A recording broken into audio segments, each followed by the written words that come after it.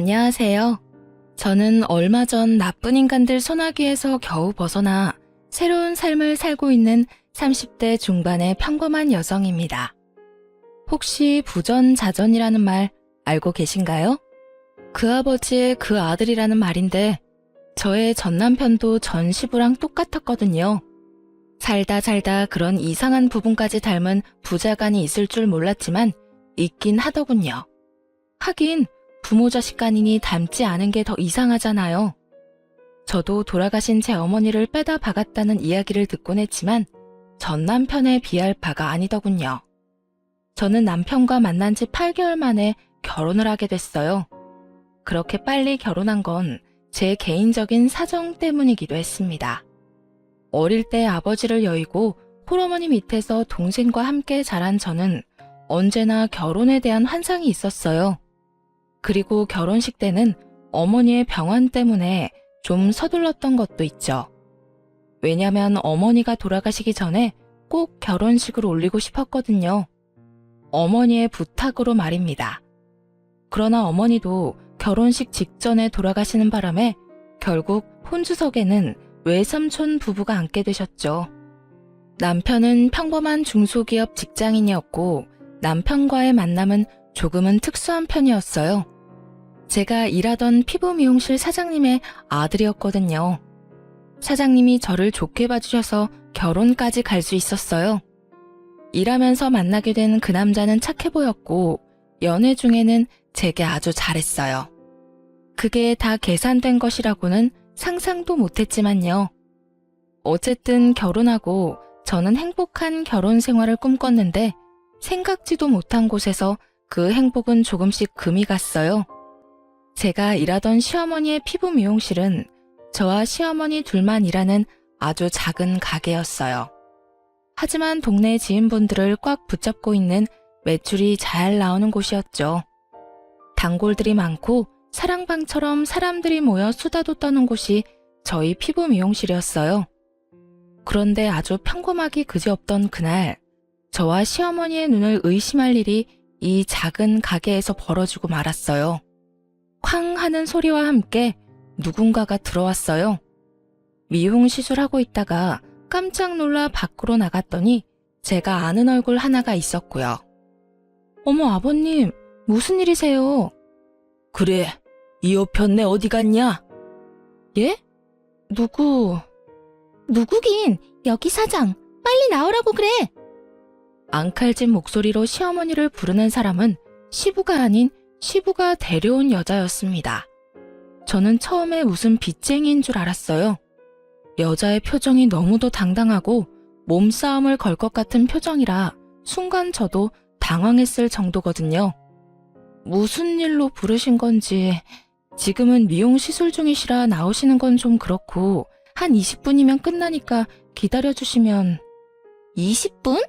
내 시간이 얼마나 귀한 시간인데 이 여자한테 20분이나 할애를 한단 말이야. 안 나오면 내가 들어가야지. 그 여자는 급기야 방 안으로 들어가려고 저를 밀치려고 하더군요. 저는 당황한 마음도 잠시 살짝 화가 났어요. 제가 여기서 일하는 직원이긴 해도 시어머니의 며느리라 책임감도 있었거든요.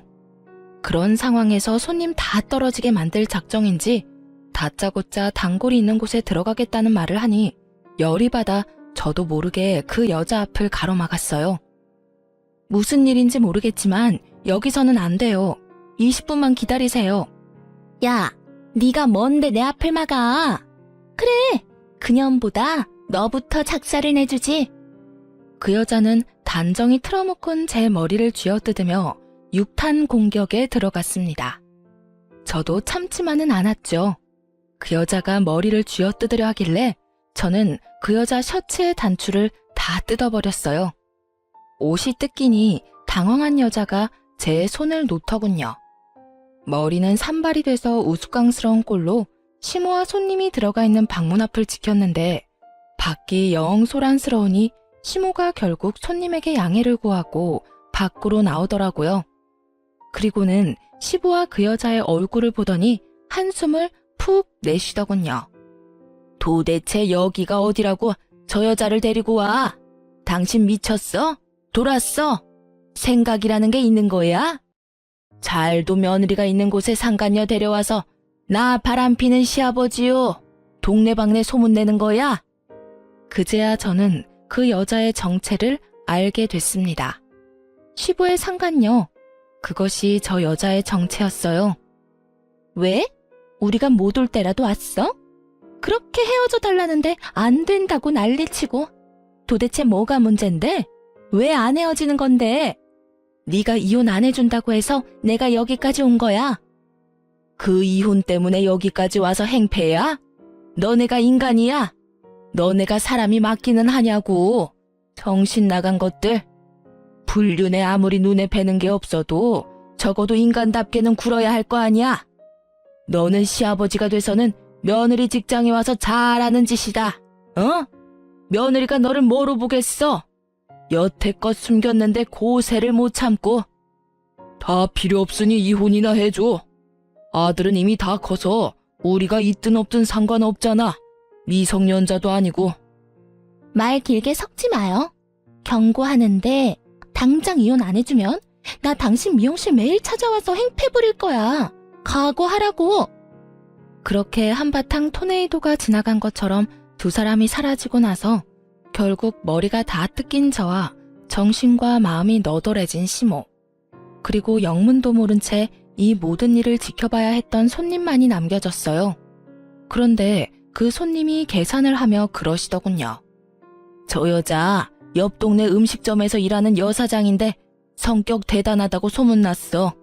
그런 여자 상대로 세댁도 대단하네. 시부의 상간녀는 옆 동네에서 가게를 하는 모양이었고 3년 전부터 시부와 만난 모양이었습니다. 이미 제가 결혼할 때 시부모 사이 관계는 이미 금이 와장창 가 있었던 거예요. 그리고 제게 결국 모든 걸 들켜버리고 이혼까지 종용당한 시어머니는 이혼을 결심하더군요. 저라도 일하던 곳까지 와서 이런 행패 부리면 화났을 거예요. 이혼감이라고 생각했을 거고요. 저는 시어머니의 이혼을 응원하기로 했습니다. 직장 사장과 직원 관계를 떠나 그동안 저희 고부가 쌓아온 정이 생각보다 컸거든요.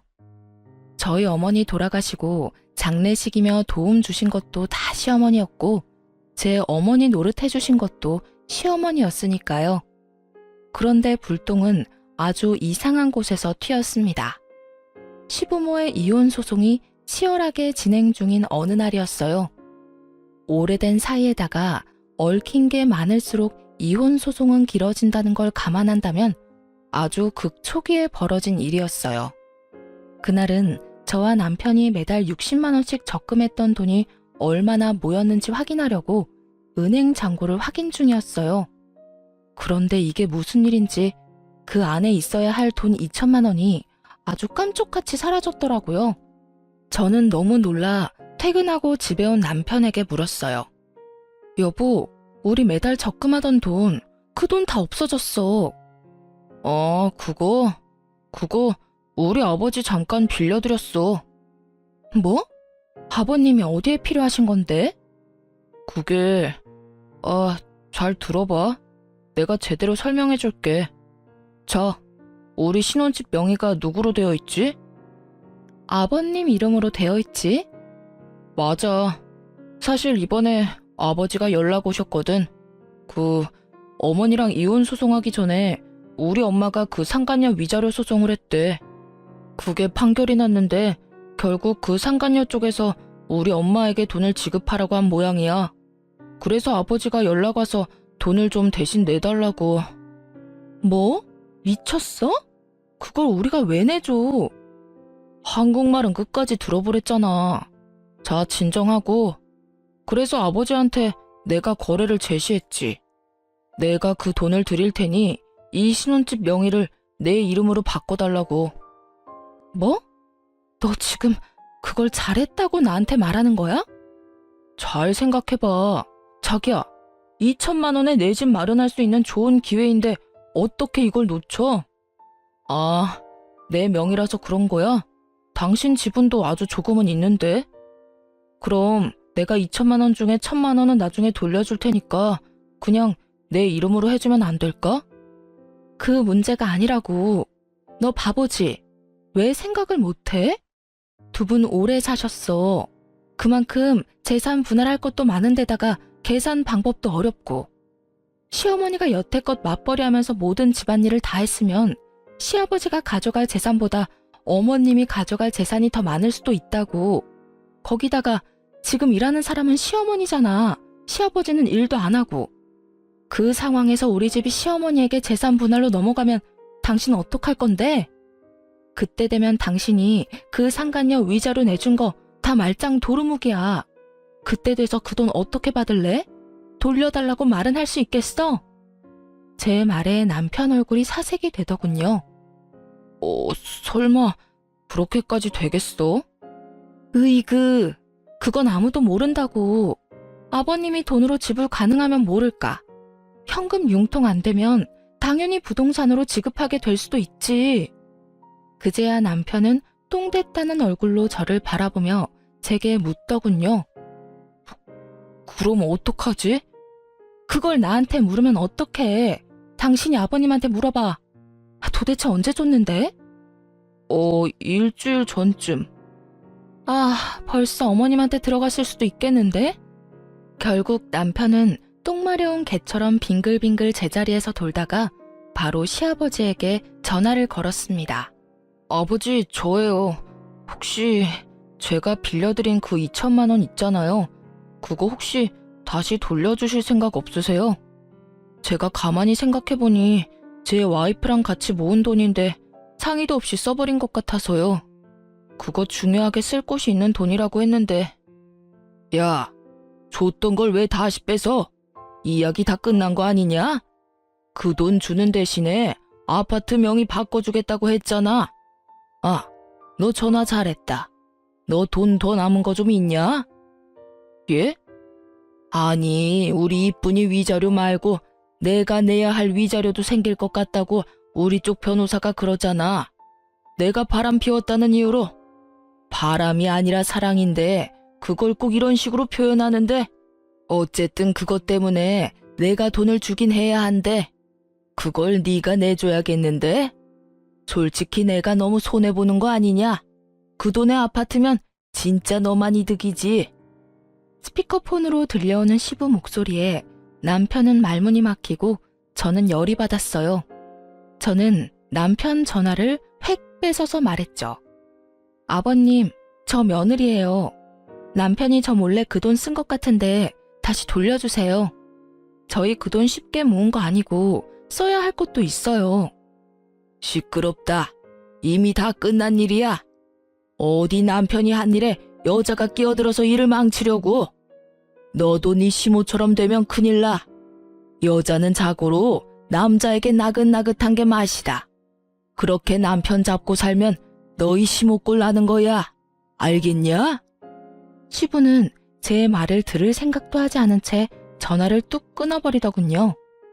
남편은 낭패라는 얼굴로 저를 쳐다봤고 저는 최후의 방법을 사용하기로 했어요. 시부의 상간녀가 저희 가게에 찾아왔을 때 그 상간녀가 일하는 곳이 어딘지 알았던 손님을 기억해냈어요. 그리고 그분께 연락해 정말 죄송한데 그 상간녀가 어디서 일하는지 알려달라고 했죠. 그분이 흔쾌히 가르쳐 주시면서 나중에 어떻게 됐는지만 알려달라고 하더군요. 그렇게 약속하고 저는 시부의 상간녀가 일하는 가게로 향했어요. 가게에는 손님이 몇 테이블 앉아 있었습니다. 저는 바로 전화로 제 남동생을 불렀어요. 그렇게 30분 지났을까? 남동생이 터벅터벅 이쪽으로 걸어오더군요. 제가 원하는 복장 그대로 왔더라고요. 제가 그 조폭들 문신한 것처럼 보이는 팔토시를 꼭 착용하고 최대한 그런 사람들처럼 보이도록 오라고 부탁했거든요. 동생은 원래도 덩치가 크고 키가 180이 넘는 거구인데 얼굴까지 좀 험악하게 생겨서 잘만 꾸미면 그런 느낌을 낼 수 있을 거라 생각했거든요. 역시나 그런 동생을 데리고 가게 안으로 들어가니 시부 상간녀의 얼굴이 싹 굳더군요. 그래도 이내 미소를 띠고 다가왔는데 이번에는 제 얼굴을 보고 다시 표정이 굳어버리더라고요. 저 기억하시죠? 그때 피부 미용실에서 일하던 여자예요. 얼마 전에 저희 아버님한테서 돈 2천만 원 받으신 거 있죠? 그거 저희 남편이랑 제가 모은 돈인데 돌려주셔야겠어요. 아버님한테 돌려달라고 했더니 직접 가서 돌려받으라고 하셔서 이렇게 일행이랑 같이 찾아왔어요. 그 돈을 왜 아가씨가 와서 찾아가? 내 애인이 준 돈인데 돈에 꼬리표라도 달렸니? 계좌에서 계좌로 넘어간 거면 꼬리표 달린 거랑 똑같죠. 어쨌든 저는 돈 주실 때까지 여기서 안 나가요. 그러니까 주던지 말던지 아주머니가 알아서 하세요. 저와 남동생은 테이블 자리 하나 떡하니 잡고는 그 자리에 앉았어요. 저만 왔다면 당연히 내쫓겼을 텐데 험악한 남자 하나와 같이 오니 내쫓지도 못하고 끙끙거리고 있더군요. 게다가 우리가 앉은 곳은 입구 쪽이었어요. 사람들이 들어오려고 안쪽을 기웃거릴 때마다 동생이 눈 마주치며 띠꺼운 표정 짓고 있으니 사람이 들어오지를 못하잖아요. 결국 시부가 왔더군요. 야, 너 도대체 여기서 뭐 하고 있는 거야? 뭐 하긴요. 떼인 돈 받으러 왔죠. 저희 돈 저희가 알아서 받아갈 테니 아버님은 끼지 마세요. 그리고 우리 남편한테 그 아파트로 거래하자고 꼬신 것 같은데 그 아파트 어머님한테 넘어가는 거라서 그렇게 거래하신 거죠? 어차피 자기 거 아닌 거 알면서 아들한테 사기쳐서 돈 달라고 한 거 아니냐고요. 이게? 때리고 싶으면 때리세요. 맞고 경찰서 가서 합의금, 치료비라도 뜯어내 드릴까요? 제가 머리를 들이밀며 때리라는 식으로 말하자 시부가 도리어 당황해하며 주저하더군요. 너 설마 우리 마누라가 시키디?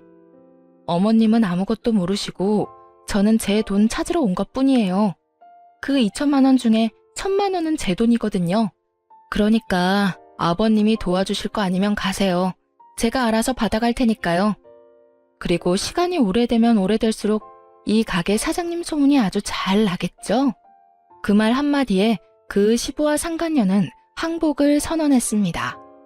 동네 장사에다가 단골 장사인 건 이 집도 마찬가지였어요. 피해자였으면 모를까 가해자 입장이면 장사하는 상황에 좋은 결과는 없을 테니 어찌 보면 현명한 선택이긴 했죠. 시부 상간녀는 저희에게 돈을 돌려줬습니다. 그리고 그와 동시에 시부도 반납을 했죠. 뭐 죽고 못 사는 절절한 사랑은 아닌 걸로 보이고 그 여자도 결국 동네 사람들 손가락질이 더 무서웠나 보더라고요. 그렇게 당당하게 굴더니 상간녀 꼬리표를 떼어내보려 당분간 장사도 휴업하고 잠수를 탔더라고요. 결국 시부는 상간녀도 잃고 어머님도 잃고 재산도 반 잃었어요. 시부 사정 같은 건 솔직히 상관없었어요. 저와 남편 돈이 무사히 돌아온 것이 제게는 가장 중요한 일이었으니까요. 그 돈을 받고 돌아오며 남편에게 말했어요. 여보, 제발 2번 다시 아버님 말에 속지 말고 그 누구의 말에도 속지 마. 그리고 무슨 소리를 들었다면 나한테 최소한 이야기를 하라고. 생각을 하고 행동을 해야지. 그저 눈앞의 이익에만 혹해서 그러면 나중에 문제가 생기면 곤란한 건 당신 자신이라고. 알았어? 미안해 여보. 내가 거기까지는 생각을 못했어. 그래도 앞으로는 조심할게. 남편은 결국 사과를 하더군요. 이렇게 남편이 정신을 차리게 되었습니다. 라는 결과가 되었다면 좋았을 텐데 남편은 전혀 나아진 것이 없었습니다. 시부모는 결국 이혼을 하게 됐고 제가 예상한 대로 시부 명의의 우리 신혼집은 시어머니 손에 넘어가게 됐어요. 재산 분할로 시어머니가 얻은 것은 그 아파트였고 그나마 시어머니가 일하는 가게는 뺏기지 않을 수 있었어요.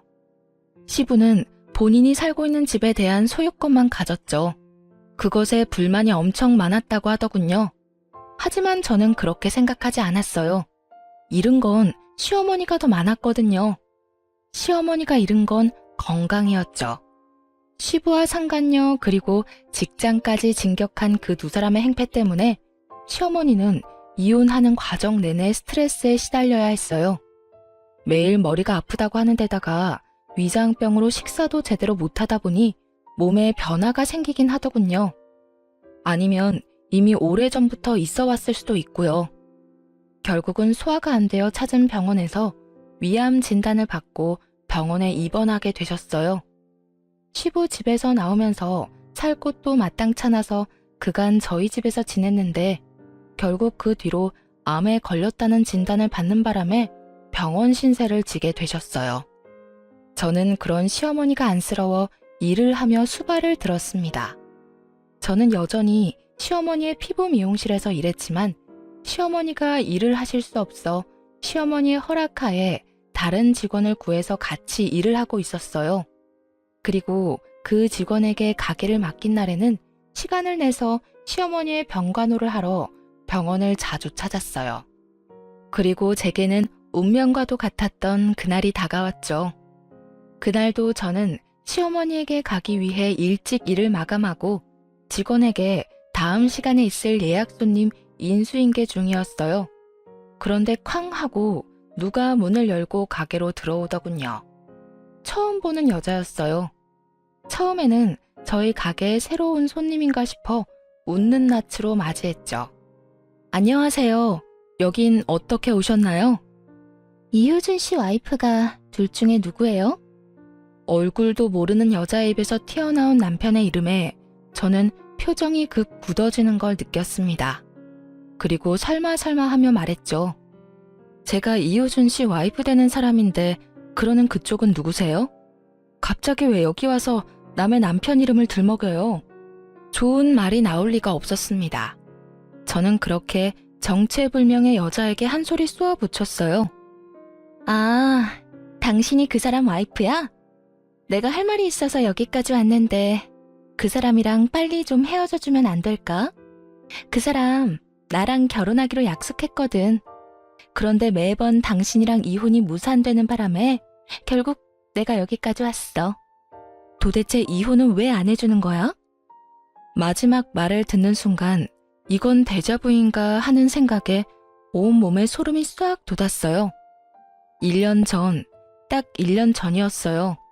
시부의 상간녀가 이 가게에 와서 제 머리를 뜯고 시모에게 왜 이혼을 안 해주냐고 물었던 일이. 저는 굉장히 깊은 빡침과 분노에 저 자신을 가라앉히려 최대한 애썼어요.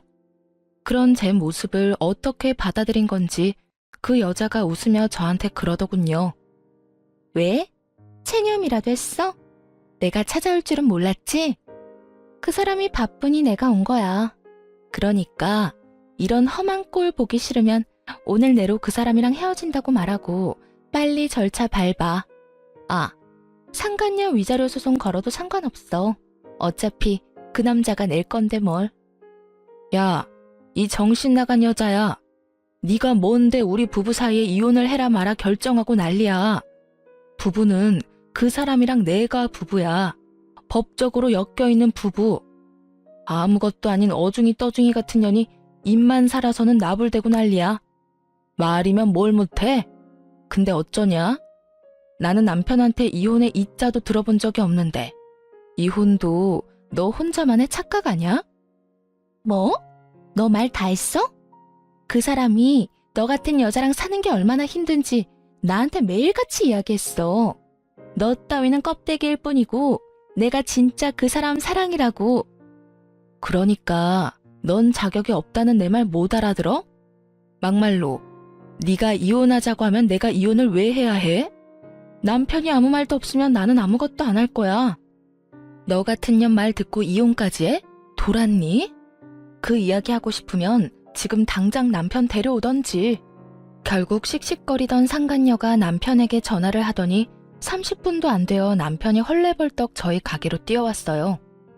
넌 도대체 밖에서 어떻게 다녔길래 저런 년한테 붙들려서 내가 이런 일까지 당하게 만들어? 나한테 불만이면 나한테 말했어야지. 아무것도 모르는데 저 여자가 찾아와서 이혼하라고 난리치는데 당신 나한테 할 말 없어? 그게 여보. 미정아, 우리 나가서 이야기해. 미쳤어? 나더러 지금 꼬리 말고 도망치라고? 오빠가 나랑 결혼하겠다며. 그러려면 이 여자랑 이혼해야 한다며. 어떻게 이혼 이야기를 꺼내지도 않았어? 오빠, 여기서 결정해. 이 여자야, 나야? 나 선택할 거면 지금 당장 이혼하라고. 이혼 안 할 거면 나 오빠랑 못 사겨. 가만 보니 이 여자 하는 짓이 남편을 휘두르고 있더군요. 자기가 원하는 대로 남편이 행동하도록 만드는 모습이었어요. 그런데 그런 상간녀보다 남편이 더 웃겼어요. 여보, 이혼하자 우리. 내가 아무리 생각해봐도 사랑 없는 관계는 아닌 것 같아. 당신한테 도움도 많이 받았고 솔직히 당신한테 유감은 없어. 그냥 당신보다 이 여자가 더 좋을 뿐이야. 당신이랑 이 여자 중에서 골라야 한다면 이 여자가 더 좋아. 뭔 미친 소리야? 유감이 없어? 유감 많잖아. 이런 데서 이혼 이야기 꺼낼 정도면 유감 많은 거지. 어떻게 당신이 나한테 이럴 수가 있어? 내가 당신 어머니 수발드는데 너는 그런 어머니랑 마누라 놔두고 바람 피울 생각이 잘도 들었네. 그래 좋아. 이혼해주지. 못해줄 건 또 뭐야? 이혼 소송하자. 누구한테 더 이득인지 불행인지 한번 까보자고. 결국 저도 이 상황에 열받아서 이혼을 받아들였어요. 시어머니가 이 상황에서 이혼을 하게 된 감정을 그대로 느낄 수 있어서 더 화가 났어요. 아무리 부전자전이라 하더라도 이런 것까지 따라할 필요는 없잖아요. 저는 그 길로 시모에게 찾아갔습니다. 어머님, 안 좋은 소식이 있어요. 그 사람이랑 저 이혼하기로 했어요. 오늘 그 사람 상간녀가 저희 가게 찾아와서 이혼하라고 막 요구하고 거기까지 이야기했을 뿐인데도 시어머니 얼굴이 완전 놀라움과 분노로 뒤덮여 버렸더군요. 뭐라고? 진짜 아들이 상간녀를 데리고 왔어? 남편이 상간녀를 데리고 온 게 아니라 상간녀가 혼자 와서 저한테 이혼하라고 시켰는데 남편 부르랬더니 남편이 와서는 저한테 이혼하자고 하더라고요. 유감은 없는데 그 상간녀를 더 사랑한대요. 그래서 결국 이혼하기로 했어요. 이 미친 것들이, 이 새끼는 지혜미가 상간녀한테 무슨 짓을 당했는지 뻔히 알고도 그런 더러운 짓을 저질렀단 말이야? 안 그래도 아픈 엄마 병문안 한 번 안 오는 나쁜 놈이라고 생각은 했는데 진짜 이런 일이. 너 혹시 그 상간녀 나한테 좀 데려와 줄 수 있니? 저는 시어머니의 부탁을 들어드리기 위해 제게 매일같이 이혼하라며 문자를 보내는 상간녀에게 이번엔 제가 문자를 보냈어요. 주소와 함께 당신 시어머니 되실 분이 지금 그쪽을 보고 싶어 한다고요. 그랬더니 그 문자를 전해주고 일주일이 지난 시점에 병원으로 느긋하게 찾아왔더군요. 당신이 우리 아들이랑 바람 피우는 여자예요? 바람이 아니고 사랑이에요. 어머님, 저 효준 씨랑 사랑하는 사이예요. 아, 그래요? 그럼 하나만 물읍시다. 지금 내가 위암에 걸려서 입원 중이에요. 그 수발은 지금 며느리가 들고 있는데 우리 아들이랑 결혼하면 아가씨가 내 수발 들어줄 거예요? 네? 제가 그걸 왜 해요? 효준 씨가 저한테 그렇게 말했거든요. 어머니가 아프긴 한데 신경 쓸 거 없다고요. 병간호 같은 건 전문 병원에 맡기면 된다고 하던데 이 여자는 이런 데서 점수 따고 있었네요. 그래 봐야 어차피 돌아가시면 재산은 다 아들한테 갈 건데 참 답답한 짓 하고 계시네. 그쪽에 아부 떨어봐야 아무것도 안 나오는 거 몰랐어요? 고집만 센 줄 알았더니 머리도 나빠. 이래서 남편이 바람이나 피는 거예요. 알겠어요? 결국은 저에 대한 모독으로 이 면회는 끝났어요. 그리고 그 상간녀가 나가고 시어머니는 부들부들 몸을 떨고 있었어요. 저런 년이랑 결혼을 하겠다고 지금 너를 버리겠다는 거니? 아, 그래, 이혼해라. 너 저딴 놈하고 살아봐야 하등 좋은 게 없어. 제 아빠만은 닮지 말라고 그렇게 말했건만 저런 걸 왜 닮아? 저와 시모는 그날 하루 종일 이혼에 대해 이야기를 나누었어요. 그리고 그 다음날 저는 저의 복수를 시작하기로 했습니다. 그 상간녀가 남편과 같은 회사라는 걸 알게 됐거든요. 저는 남편과 업무상 자주 연락하는 여직원의 회사 전화번호도 알고 있었어요. 일부러 저는 그 여직원의 자리로 전화를 걸었어요. 상대방이 여보세요 하며 전화를 받자마자 저는 뱃속에 힘을 실어서 소리를 내지르며 화를 냈습니다. 야 이년아, 네가 우리 남편이랑 바람난 년이야? 우리 남편이 같은 회사 년이랑 바람피는 거 내가 다 조사했어. 왜 우리 남편이랑 바람피워? 7살이나 어리면서 얼마나 할 짓이 없으면 유부남을 건드려. 너 일부러 화장도 떡칠하고 향수 냄새 풀풀 풍겨서 우리 남편한테 꼬리쳤지? 그리고는 우리 가게에 찾아와서 한바탕 난리를 쳤겠다. 나도 알아. 너 우리 남편이랑 사내 연애하는 거. 내가 당장 너희 잡아다가 다리 몽둥이를? 아니에요. 제가 아니라고요. 전화 잘못 거셨어요. 어머, 그럼 그쪽은 이효준 씨랑 바람피는 사람이 아니에요? 아이고, 죄송합니다. 너무 죄송합니다. 제가 너무 열이 받아서 그만. 너무너무 죄송해요. 제가 며칠 전에 그 상간녀랑 대면하고 제정신이 아니거든요. 너무 죄송합니다. 저는 슬쩍 남편 이름과 상간녀에 특정할 수 있는 정보를 흘렸어요. 상대방이 그 이름을 제대로 들었던 건지 잠시 가만히 있더군요. 괜찮아요. 그런데 그런 이야기는 회사 전화로 하시면 좀 곤란하실 텐데. 둘이 같은 회사라고 했거든요. 제가 얼마나 열이 받았는지. 앞뒤 재지도 않고 사내 번호로 바로 전화를 해버렸네요. 여자가 전화를 받으니 그 여자인 줄 알고. 그렇잖아도 여자가 별로 없는 회사라 제가 착각을 했어요. 죄송합니다. 그렇게 전화를 끊었지만 결국에는 남편 회사에 소문이 파다하게 났더라고요.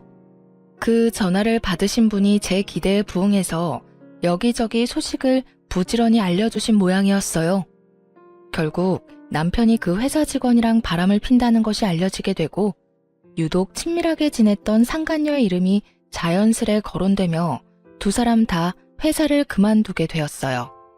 그 회사가 사내연애가 금지인데 사내연애를 한 데다가 불륜관계로 이어졌으니 회사에서 거의 해고 형식으로 잘라버렸더라고요.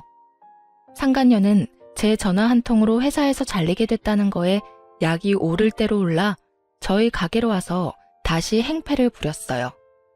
야, 너 도대체 회사에 무슨 짓 한 거야? 왜 전화를 해서 나랑 그 사람 퇴사까지 하게 만드냐고. 너 일부러 그랬지? 일부러 그런 것 맞잖아. 소문이 왜 났는데? 나는 한 사람한테 이야기했을 뿐이야. 그것도 착각해서. 그런데도 퍼진 건 내 탓이 아니지. 내가 퍼뜨려달랬어. 사람 착각해서 욕한 거 사과했고 할 도리 다 했어. 불특정 다수한테 퍼뜨린 것도 아닌데 네가 뭘 어쩔 건데? 근데 너 잘 생각해라. 나는 여기서 너 그냥 가만히 놔둘 생각 없거든? 방금 나한테 캔들 던졌지? 이거 협박죄로 소송 걸 거야. 그리고 손님 있는 시간에 와서 소란 피운 거? 업무 방해죄로 또 소송 걸 거야. 그리고 업무 방해로 생긴 손해배상 소송할 거야. 또 여러 손님들 앞에서 나를 욕보인 거? 명예훼손죄로 고소할 거야. 그리고 마지막으로는 상간녀 위자료 소송도 있거든? 여기서 뻘짓하지 말고 집에 가서 그거 다 받을 준비나 해. 제 말에 상간녀가 이를 꽉 깨물더니 그 뒤로 한마디도 없이 돌아서서 돌아가 버리더군요. 그렇게 상간녀를 보내고 어찌나 속이 시원하던지. 그리고 저는 실제로도 그 소송을 진행했어요. 말만으로 끝내면 사람은 반성을 안 하는 경우가 많거든요. 꼭 그걸 알려주기 위해서 얼마 전에 설치한 CCTV 영상도 같이 첨부했어요. 어차피 가게 로비만 찍는 거고 미리 커다랗게 CCTV가 있다고 스티커도 붙여놔서 사생활 보호법 그런 거 하나도 관련 없거든요.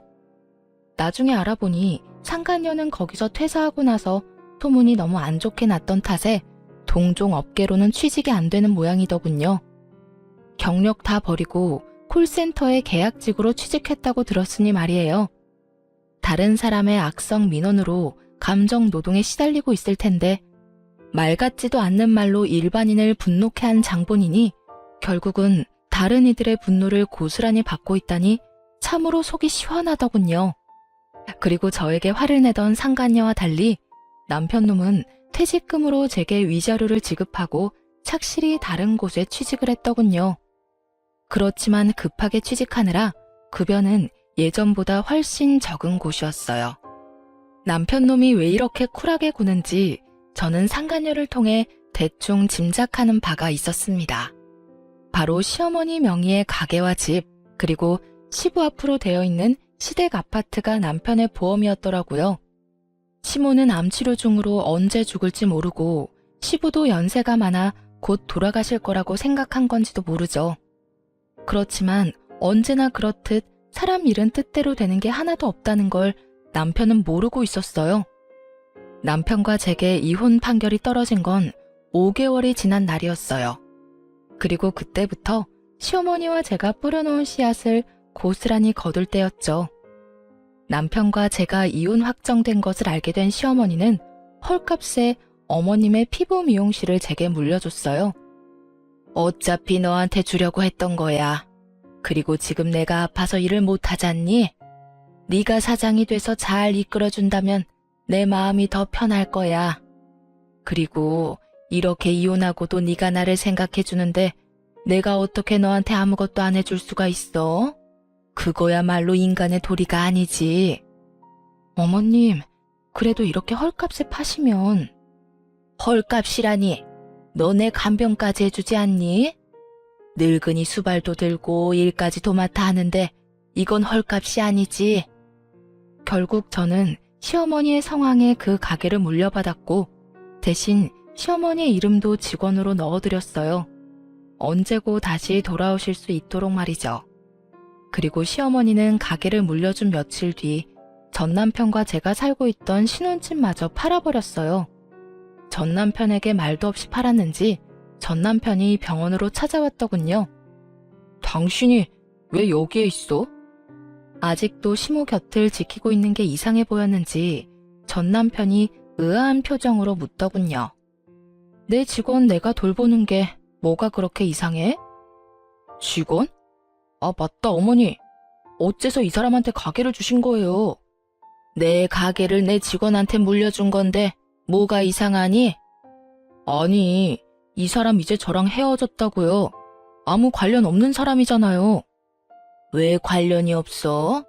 너보다는 훨씬 나하고 더 관련이 있는 사람인데 1년이다.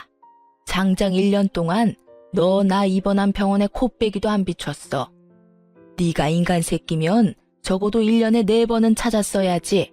설날, 추석, 내 생일, 어버이날.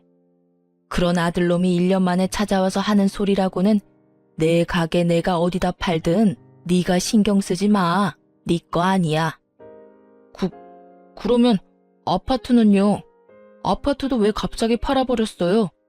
갑자기 부동산에서 집 보러 와서 얼마나 놀랐는지 아세요? 왜 놀래? 그 집이 네 집이야? 나는 언제까지고 너한테 맡기겠다는 말 한 적 없어. 그러면 당연히 언제고 나갈 수 있다고 생각했었어야지. 아니면 전화라도 해보던가. 전화도 한 통 없었던 주제에 이제 와서 발등에 불 떨어지니까 찾아와서 질질 짜는 소리를 해? 그래서 그 돈은 어쩌셨는데요? 설마 다 쓰셨어요? 그러면 저한테 물려주실 건 하나도 없으시잖아요. 없다 이놈아. 물려줄 돈? 내가 언제 죽는다든? 아니면 너 내가 죽기를 원해서 이러는 거냐? 죽어줘. 죽어도 다 네 거 아니야. 벌써 주인한테로 다 갔다. 어머니, 왜 이렇게 못되게 구시는데요? 제가 아들이잖아요. 아들이 1년 못 찾아왔다고 이런 식으로 행동하실 수 있어요? 바빠서 그랬다고요? 바빠서. 바빠? 말이나 못하면 밉지나 않지. 너 그딴 정신 나간 상간녀 만나느라 나한테 안 온 거잖아. 네 상간녀는 내가 안중에도 없더라. 나는 그년 내 며느리로 인정 못해. 내가 네 아버지랑 이혼했어도 네 어머니가 아닌 건 아니잖니? 난 그년 싫어. 어른 앞에서 빳빳하게 고개 들고 노려보는 꼴이 꼭 너희 아버지 상간녀랑 판박이더라. 가족도 아닌데 똑 닮은 거 보면 상간녀들은 상간녀들끼리 통하는 게 있나 보지? 그리고 너 그년한테 뭐라 말했는지 모르겠는데 내가 내 수발까지 들어주는 착한 며느리를 버리고 너한테 재산 줄 것 같으냐? 천만의 말씀 만만의 콩떡이다 이 자식아. 네 아버지랑 똑같은 짓 해서 엄마 가슴에 대못 박는 놈, 내 자식 아니야. 난 한 푼도 안 남기고 다 쓰고 죽을 거야. 어머니. 시어머니의 재산만 믿고 있던 전 남편 놈에게 떨어진 시모의 말은 청천벽력과도 같은 거였나 봐요. 참 웃기죠. 자기가 벌어서 쓸 생각을 해야지 멀쩡히 살아있는 어머니 재산을 노리고 있다니. 그리고 사실 시어머니가 판 그 아파트 대금 중에 5천만 원은 이미 제 수중에 벌써 들어와 있었거든요. 시어머니가 1년간 수발 들어준 대가로 제게 넣어준 거였죠. 그것도 안 받으려고 거절했는데 결국은 받게 됐어요. 시어머니가 진절머리를 치며 남편이랑 똑같은 짓 하고 나를 돈으로만 생각한 아들놈에게 한 푼도 남겨주기 싫다고요. 그렇다고 기부를 하는 건 아까우니 저한테 주겠다고 말이죠. 그렇게 시모 명의의 모든 걸 눈뜨고 저에게 빼앗기게 된 전 남편은 저를 원망하듯 쳐다봤지만 저는 모른 척했어요. 이미 시모와 저 사이에 거래가 됐으니까요. 결국 남편은 포기하고 나갔고 저는 나중에야 시어머니 병간호를 하고 병원 밖으로 나왔어요.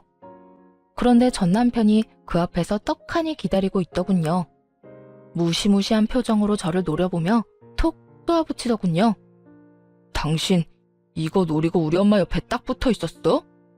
노리긴 뭘 노려. 최소한의 인간의 도리를 지키는 중인데 이거 원래 네가 했어야 할 일이야. 어머님 모시고 어머님 병간호하는 거. 어디서 인간 탈 쓰고 다니는 짐승 주제에 나한테 그딴 말도 안 되는 말을 꺼내? 여태껏 다 팽개치고 열심히 딴 년이랑 하하호호 즐겁게 잘 노며 더러운 짓 했던 주제에 감히 누구한테 그딴 소리를 해? 제발, 당신은 다 가져갔잖아.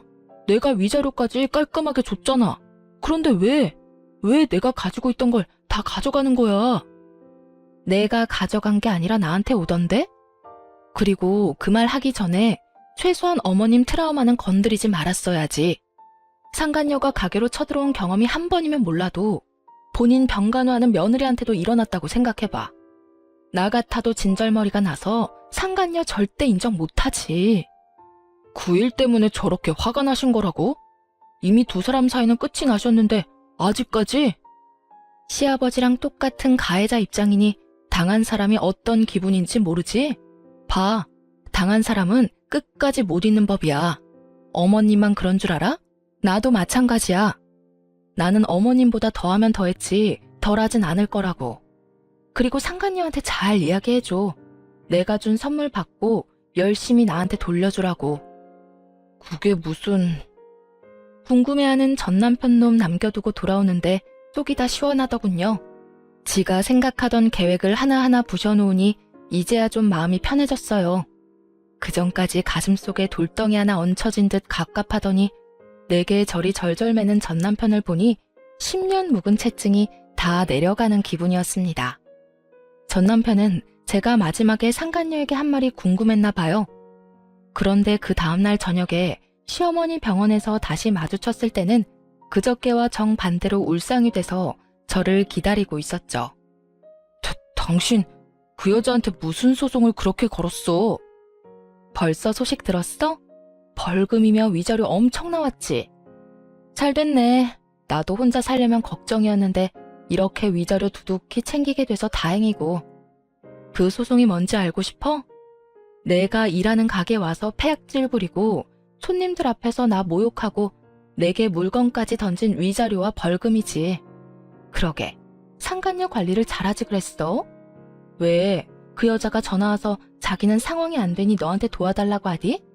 그래서 나한테 쪼르르 달려와서 소송 왜 그렇게 많이 걸었냐고 항의라도 하라던? 해봐. 이미 법적인 판결 끝났고 그 여자는 나한테 돈 줘야 할 것만 남았어. 뭐 나는 당신이 내도 상관없다고 생각하니까 둘이서 잘 상의해서 주던가. 근데 안 주면 나 끝까지 용서 안 해. 그거 내 정신적 위자료고 내 인생 망쳐먹은 너희들이 져야 할 책임이거든. 누가 내든 안 주면 압류며 뭐며 할 수 있는 조치 다 취해서 숨도 못 쉬도록 만들어줄 테니까. 악에 받쳐서 따박따박 받아치는 제 말에 남편놈이 제게 바싹 마른 입술에 침을 묻혀가며 양손을 모으더군요. 여보, 내가 이렇게 빌게. 나 그 여자랑은 헤어졌어. 그 이상한 여자가 자기 때문에 이런 일 벌어졌는데 나한테 도리어 돈 대신 내달라고 떼를 쓰더라고. 게다가 돈이 한두 푼도 아니고 몇 천만 원을. 그러니까 내가 이렇게 빌 테니까 그 여자랑 나 2번 다시 엮지 마. 당신도 알다시피 나는 당신 위자료 갚았고 재산도 이제 한 푼도 없어. 집도 이미 팔리는 바람에 월세 살고 있단 말이야. 나한테 그 여자 돈 내달라고 하지 마. 왜? 사랑한다며. 그럼 계속 쭉 사귀식을 했어? 나는 그 여자 대신 돈 내줄 사람 있으면 더 좋은데? 미안하다고 했잖아, 여보. 누가 여보야? 나 네 여보 아니야. 우리 이제 남남인 거 몰라? 알았어. 그 여자한테 당해보니까 당신 소중함을 알았어. 그러니까 우리 다시 시작해보지 않을래? 내가 정말로 잘못 생각하고 있었던 것 같아. 내 인생 구원해주는 게 당신이라는 걸 이제 깨달았어. 그 여자가 가는 곳곳마다 사고만 쳐서 내가 수습해야 하는데 당신은 다르잖아. 저는 재수없는 표정으로 남편에게 살며시 가운데 손가락을 내밀어주며 썩은 미소를 날려줬습니다. 헛소리는 상간녀한테 가서 하시고요. 나는 그럴 생각 1도 없으니 이만 내 앞에서 꺼져. 결국 전 남편은 철벽 같은 제 모습에 상심하고 돌아서더군요. 그러게 있을 때 좀 잘하지. 항상 나쁜 놈들은 잃고 나서 후회를 하더라고요. 시아버지 상간녀 위자료로 우리 돈 뺏겼을 때도 제가 나서지 않았으면 돈 잃고 집도 잃고 나중에 후회만 했을 놈이 살려줬더니 나중에 이런 식으로 은혜를 원수로 갚는 걸 이미 알아버렸는데 제가 돌아올 거라 기대하는 건 무슨 정신 나간 생각인지. 어쨌든 이렇게 저는 전 남편과 손절하고 열심히 새로운 인생을 살고 있습니다. 사실 이혼하고 그 집 나온 것 말고는 크게 변한 것도 없어요. 하던 일도 똑같고 직장도 같으며 환경은 예전과 비슷해요. 그렇지만 그 사이에 좋은 일도 있죠. 시어머니의 암 치료가 잘 돼서 요즘은 제 피부 미용실에서 같이 지내며 일하고 계시거든요. 제가 열심히 병간호를 했더니 지금은 이렇게 간단한 일 하는 것 정도는 하실 수 있게 되어 너무 좋아하세요. 그리고 시부는 어떻게 됐냐고요? 시어머니를 괴롭혔던 그 상간녀에게 결국 시댁주택을 담보로 대출받아서 위자료를 지급해줬다고 하더군요. 그리고 그 상간녀는 그 돈 받고 시아버지를 뻥 차버렸대요. 그런데도 여전히 자기 버릇 남 못 주고 시부는 다른 여자를 열심히 만나고 계시더라고요. 참 대단한 사람이네요. 본능에 그렇게 충실하게 사실 수 있다니. 저로서는 상상도 못할 일인데 어쨌든 그쪽과는 이제 전혀 연이 없어 만나지도 않고 우리 손님들을 통해서 여기저기 소식은 간간히 듣고 있어요. 아참, 상간녀한테 한 번만 더 까불면 매운 소속 맛을 보여주겠다고 말했더니 더 이상 연락이 없더군요. 그 화살은 전부 전 남편에게 돌아가 열심히 저 대신 그 원망 다 듣고 있다는 것도 잘 들었고요. 그러게 한 번의 선택에 영원히 고통받을 수도 있다는 걸 잘 알았어야죠. 둘 다 서로에게 열심히 고통 주고 있으니 저는 이제 관심 끊어도 될 것 같아요. 제 사연은 이제 끝이 났네요. 이야기 들어주신 분들 모두 감사합니다. 오늘도 좋은 하루 되세요.